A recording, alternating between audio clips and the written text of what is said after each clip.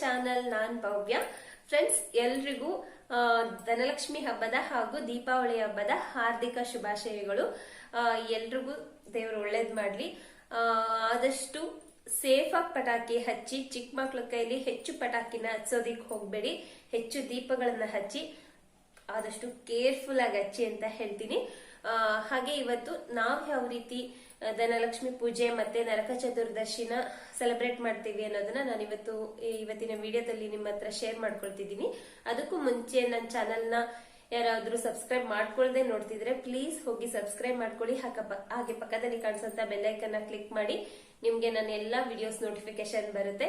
Video ಇಷ್ಟ ಆದ್ರೆ please ಒಂದು ಲೈಕ್ ಮಾಡಿ. ಹಾಗೆ ನಿಮ್ಮ ಫ್ರೆಂಡ್ಸ್ ಅಂಡ್ ಫ್ಯಾಮಿಲಿ ಜೊತೆ ಶೇರ್ ಮಾಡಿ.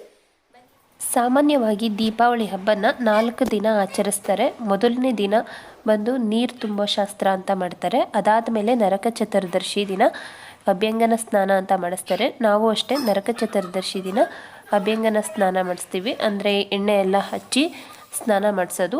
ಈ ಸಲ ನರಕ ಚತುರ್ದಶಿ ಮತ್ತು ಅಮಾವಾಸ್ಯೆ ಧನಲಕ್ಷ್ಮಿ ಪೂಜೆ ಎಲ್ಲ ಒಂದೇ ದಿನ ಇರೋದ್ರಿಂದಾಗಿ ನಾವು ನರಕ ಚತುರ್ದಶಿ ಮತ್ತು ಅಮಾವಾಸ್ಯೆ ಪೂಜೆನ ಒಂದೇ ದಿನ ಆಚರಿಸ್ತಿದ್ವಿ. ಇದಾದಮೇಲೆ ಅಭ್ಯಂಗನ ಸ್ನಾನ ಎಲ್ಲ ಆದಮೇಲೆ ನಮ್ಮನೇಲಿ ಧನಲಕ್ಷ್ಮಿ ಪೂಜೆನ ಆವಾಗಲಿಂದನೂ ಮಾಡ್ಕೊಂಡು ಬಂದಿದ್ದೀವಿ. ಅದೇ ಥರ ಇವತ್ತು ಆಚರಿಸ್ತಿದ್ದೀವಿ.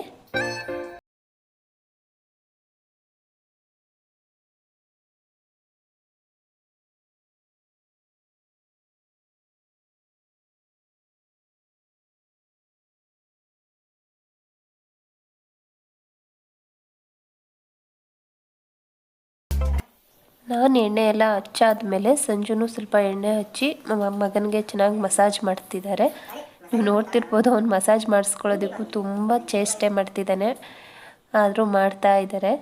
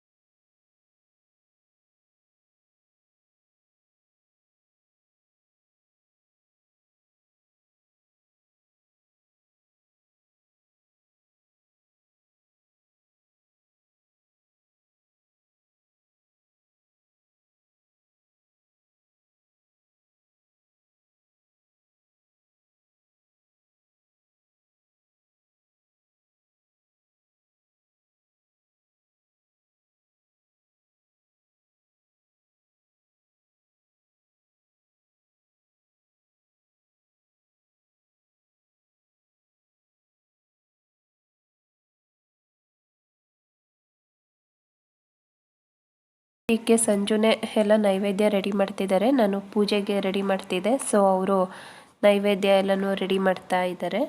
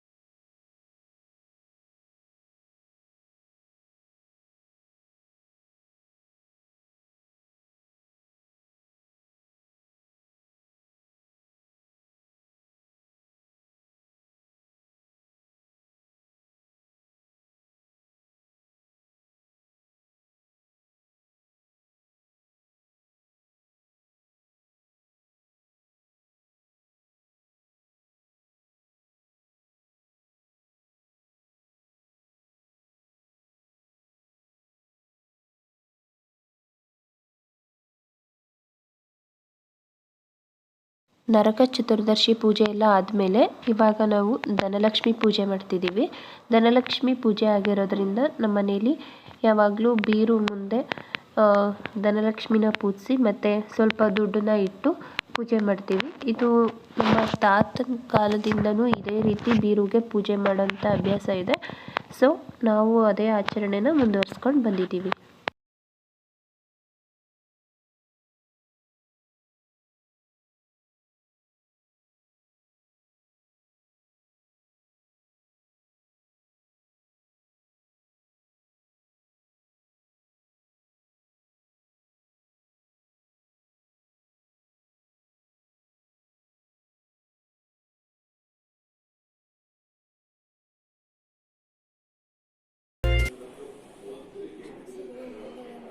शिवे सर्वार्थसाधके शरण्ये त्र्यम्बके देवी नारायणि नमोस्तुते या देवी सर्वभूतेषु मातृरूपेण संस्थिता नमस्तस्ते नमस्तस्ते नमस्तस्ते नमो नमः कात्यायनाय विद्महे कन्याकुमारी धीमहि तन्नो दुर्गी प्रचोदयात्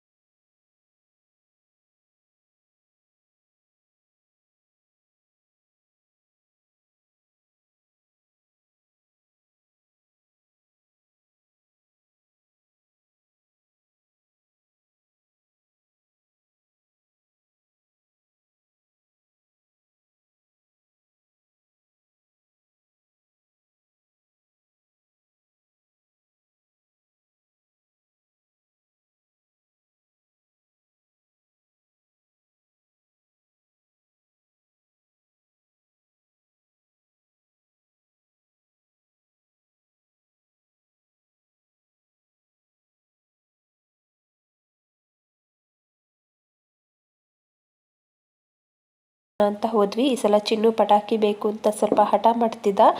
ನಾನು ಈ ಸಲ ಪಟಾಕಿ ಹಚ್ಚೋದು ಬೇಡ ಅಂತ ಅಂದ್ಕೊಂಡಿದ್ದೆ, ಬಟ್ ಅವನು ಹಠ ಮಾಡ್ತಿರೋದ್ರಿಂದ ತರೋಣ ಅಂತ ಹೋದ್ವಿ.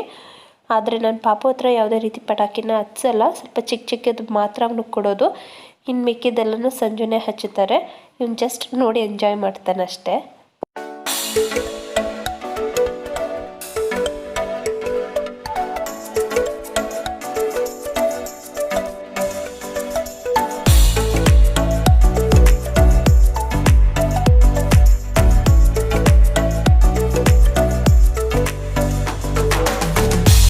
ಪಟಾಕಿ ತಗೊಂಡು ಬರ್ತಾ ಹಾಗೆ ಒಂದು ಡ್ರೆಸ್ ತಗೊಳ್ಬೇಕಿತ್ತು. ಸೊ ಹೋಗಿ ಒಂದು ಡ್ರೆಸ್ ಪರ್ಚೇಸ್ ಮಾಡ್ಕೊಂಡು ಬಂದ್ವಿ.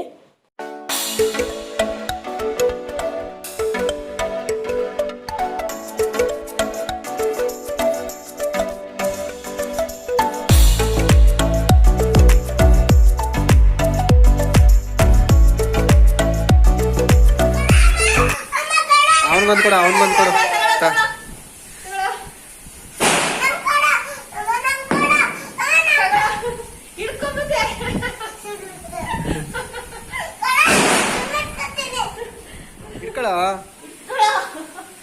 ಏನಿಲ್ಲ ಆಡ್ಸೋ.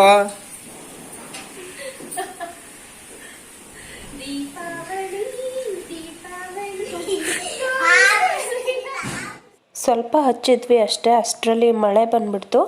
ಸೊ ಸ್ಟಾಪ್ ಮಾಡಿಬಿಟ್ಟು ನಾಳೆ ಹಚ್ಚೋಣ ಅಂತ ಅಂದ್ಬಿಟ್ಟು ಸುಮ್ಮನಾದ್ವಿ.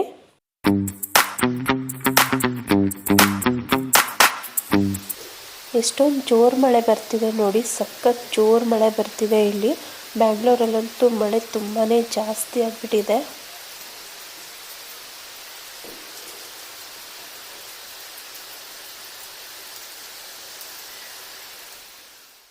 ನಾನಿವತ್ತು ಟೊಮೆಟೊ ಪಲಾವ್ ಮಾಡ್ತಾಯಿದ್ದೀನಿ. ಬೇರೆ ಏನು ಮಾಡಲಿಲ್ಲ, ಹಬ್ಬದ ದಿನ ಮಾಡಿದ್ರಾಯ್ತು ಅಂದ್ಬಿಟ್ಟು ಜಸ್ಟ್ ಟೊಮೆಟೊ ಪಲಾವ್ ಅಷ್ಟೇ ಮಾಡಿದ್ದು ನಾನಿವತ್ತು.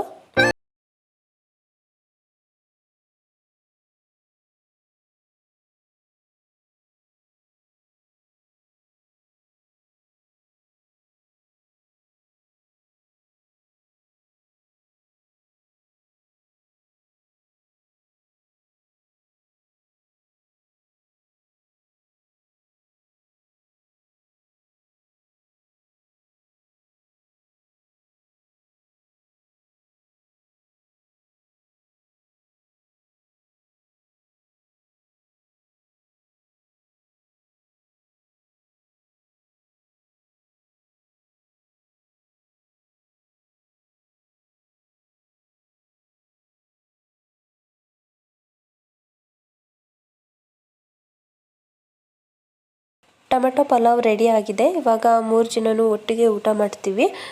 ಕಂದ ಆಟ ಆಡ್ತಿದ್ದಾನೆ. ಊಟ ಮಾಡಬಾರೋ ಅಂದರೆ ಬರ್ತಾನೆ ಇಲ್ಲ. ಎಷ್ಟು ಕರೆದ್ರೂ ಬರೀ ಆಟನೇ ಆಡ್ತಿದ್ದಾನೆ. ಓಕೆ ಫ್ರೆಂಡ್ಸ್, ಈ ವ್ಲಾಗ್ನ ನಾನು ಇಲ್ಲಿಗೆ ಎಂಡ್ ಮಾಡ್ತಾ ಇದ್ದೀನಿ.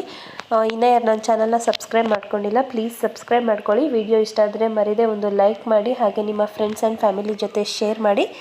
ಸಿಗೋಣ ಮುಂದಿನ ವಿಡಿಯೋದಲ್ಲಿ. Thank you for watching. Until then take care. Bye. Thank you.